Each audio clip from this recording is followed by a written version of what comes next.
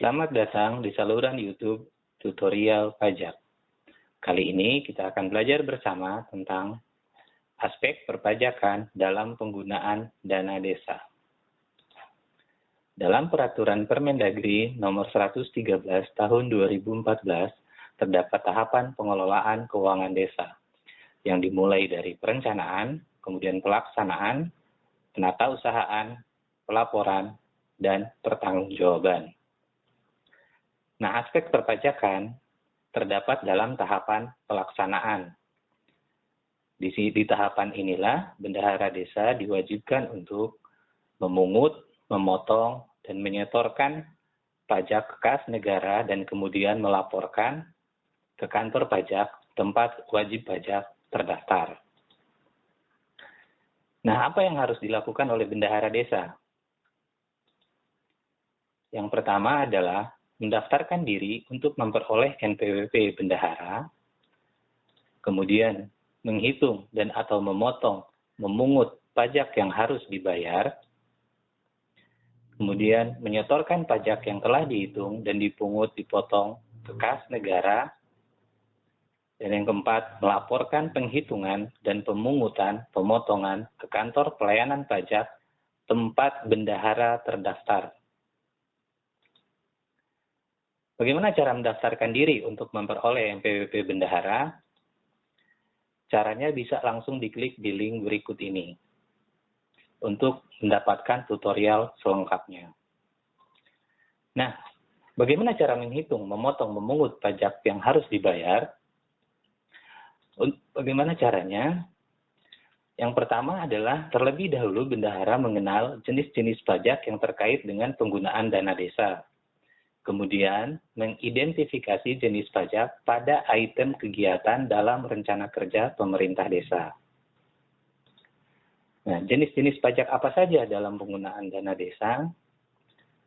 Yang pertama adalah pajak penghasilan pasal 21, kemudian pajak penghasilan pasal 22, kemudian pajak penghasilan pasal 23, yang keempat, pajak penghasilan pasal 4 ayat 2. Yang kelima, pajak pertambahan nilai. Dan yang keenam, bea meterai. Apa saja sih jenis pajak ini? PPh pasal 21, yaitu pajak yang dipotong atas pembayaran berupa gaji, upah, honorarium, dan pembayaran lain yang diterima oleh orang pribadi. Contoh kegiatannya, misalnya pembayaran upah tukang, pembayaran honor tim, pembayaran gaji dan tunjangan yang bersifat tetap kepada kepala desa, perangkat desa, dan BPD. Penting untuk diketahui bahwa kepala desa, perangkat desa, dan anggota BPD agar telah memiliki NPWP pribadi.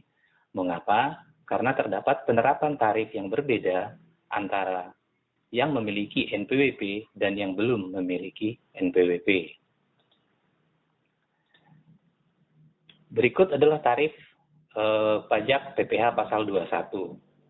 Nah, untuk pembayaran honor panitia, pejabat pengadaan, bendahara, dan staf proyek PNS, tarif PPh pasal 21-nya adalah untuk golongan 4 15%, golongan 3 5%, golongan 2 dan golongan 1 0%. Untuk pembayaran honor anggota dalam kepanitiaan yang berstatus non-PNS, tarifnya adalah 5% kali honor yang dibayar untuk honor sebesar 50 juta ke bawah.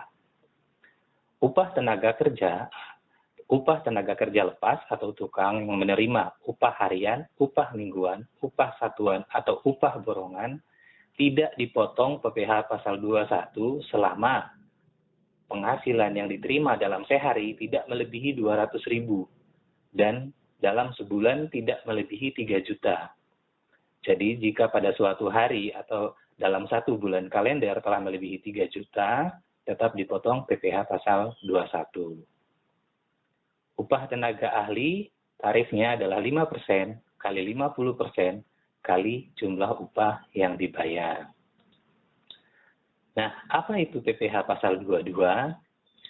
Yaitu pemungutan pajak sehubungan dengan pembayaran atas pembelian barang komputer, meubeler, ATK, dan barang lainnya kepada wajib pajak penyedia barang atau rekanan.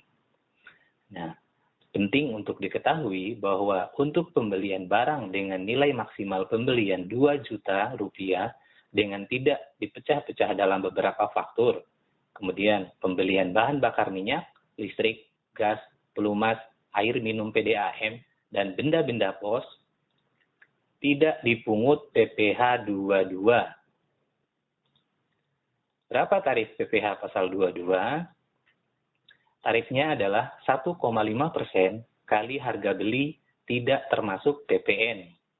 Dengan catatan, rekanan yang menjadi lawan transaksi telah memiliki NPWP, dan jika rekanan belum memiliki NPWP, maka tarif PPh pasal 22 adalah 100% lebih tinggi sehingga menjadi 3% kali harga beli tidak termasuk PPN. Apa yang dimaksud dengan PPh pasal 23? Yaitu pemotongan pajak atas penghasilan yang dibayarkan oleh bendahara kepada pihak lain seperti sewa dan penghasilan lain sehubungan dengan penggunaan harta, royalti, hadiah, penghargaan, dan imbalan sehubungan dengan jasa teknik, jasa manajemen, jasa konsultan, dan jasa lain. Contoh, pemasangan, perawatan, perbaikan, pemeliharaan mesin, AC, komputer, kendaraan, dan lain-lain itu dipotong PPh pasal 23. Begitu juga untuk jasa maklon dan jasa catering, dan lain sebagainya. Berapa tarif pajak penghasilan pasal 23? Tarifnya adalah 2% kali nilai penyerahan atau nilai kontrak. Dengan catatan, seperti pada PPh pasal 22, bahwa jika rekanan belum memiliki NPWP, maka tarifnya adalah 100% lebih tinggi, sehingga menjadi 4% kali nilai penyerahan atau nilai kontrak.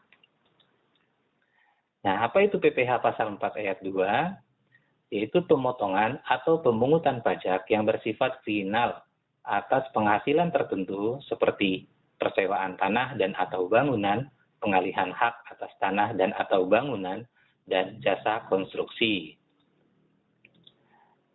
Besarnya PPh final yang dipotong untuk persewaan tanah dan atau bangunan adalah 10% kali jumlah bruto nilai sewa. Kemudian, untuk PPh final yang dipungut atas pengalihan hak atas tanah dan atau bangunan, tarifnya adalah 5% kali jumlah bruto nilai pengalihan. Nah, bagaimana untuk jasa konstruksi? PPh finalnya adalah dengan memperhatikan kualifikasi usaha dari perusahaan pemenang tendernya, pemenang dalam hal ini perusahaan jasa konstruksinya. Jadi, yang harus diperhatikan adalah bendahara harus mengenali kualifikasi perusahaan untuk kegiatan jasa konstruksi karena menentukan tarif yang harus digunakan. Jadi kalau kualifikasi usahanya kecil, untuk pelaksana jasa konstruksi, maka tarifnya adalah 2%. Selain kecil, tarifnya 3%. Tidak mempunyai kualifikasi usaha, tarifnya 4%. Dan untuk perusahaan yang menjadi perencana atau pengawas konstruksi, bila dia memiliki kualifikasi, maka tarifnya adalah 4%. Dan tidak memiliki kualifikasi, tarifnya 6%. Apa itu pajak pertambahan nilai? Yaitu pemungutan PPN atas setiap transaksi pembelian barang atau perolehan jasa dari pihak ketiga, misal pembelian alat tulis kantor, pembelian seragam untuk keperluan dinas, pembelian komputer, pembelian mesin absen pegawai, perolehan jasa konstruksi, perolehan jasa pemasangan mesin absensi, perolehan jasa perawatan AC kantor, dan perolehan jasa atas tenaga keamanan.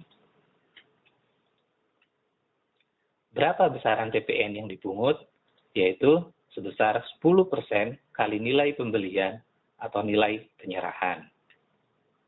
Sangat penting untuk diketahui bahwa untuk pembayaran yang jumlahnya paling banyak 1 juta rupiah dan tidak merupakan pembayaran yang terpecah-pecah dan pembayaran barang atau jasa yang tidak dikenakan PPN, tidak dipungut PPN. Nah, apa itu bea meterai? Yaitu dokumen yang dikenai bea meterai antara lain adalah dokumen yang berbentuk surat yang memuat jumlah uang, dokumen yang bersifat perdata, dokumen kontrak pengadaan meja kursi kantor, dokumen perjanjian pembangunan gedung kantor dengan pengusaha jasa konstruksi, dan dokumen kontrak pengadaan jasa tenaga kebersihan, dan lain sebagainya. Jadi intinya, untuk bea meterai itu untuk dokumen yang berisi nilai uang dengan ketentuan. Untuk dokumen yang memuat jumlah uang 200 dengan 1 juta, itu menggunakan meterai 3.000. Dan yang untuk di atas 1 juta, itu menggunakan meterai 6.000. Nah, setelah mengenal jenis-jenis pajak tadi, masuklah kita untuk mengidentifikasi jenis pajak pada item kegiatan pada tahap pelaksanaan di desa.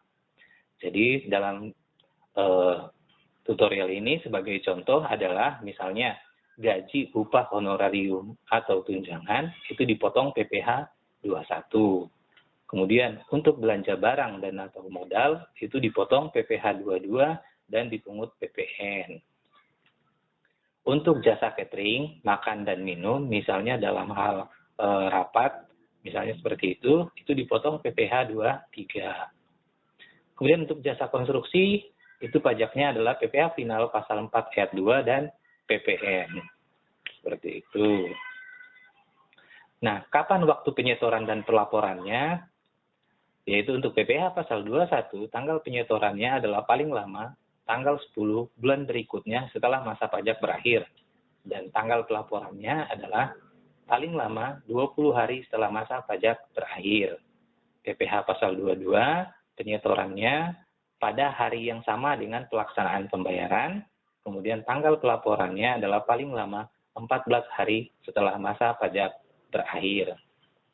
PPh pasal 23, tanggal penyetorannya paling lama tanggal 10 bulan berikutnya setelah masa pajak berakhir. Dan tanggal pelaporannya paling lama 20 hari setelah masa pajak berakhir. Untuk PPh pasal 4 ayat 2, tanggal penyetorannya tanggal 10 bulan berikutnya, dan tanggal pelaporannya adalah 20 hari setelah masa pajak berakhir. Untuk PPN, tanggal 7 bulan berikutnya, dan pelaporannya adalah paling lama setelah masa pajak berakhir. Jadi, jangan lupa untuk tanggal-tanggal ini, karena tanggal-tanggal ini sangat penting. Mengapa? Karena melewati tanggal ini selalu bernilai uang dalam bentuk denda administrasi. Nah, demikianlah tutorial singkat untuk aspek perpajakan dalam penggunaan dana desa. Terima kasih dan nantikan tutorial pajak selanjutnya.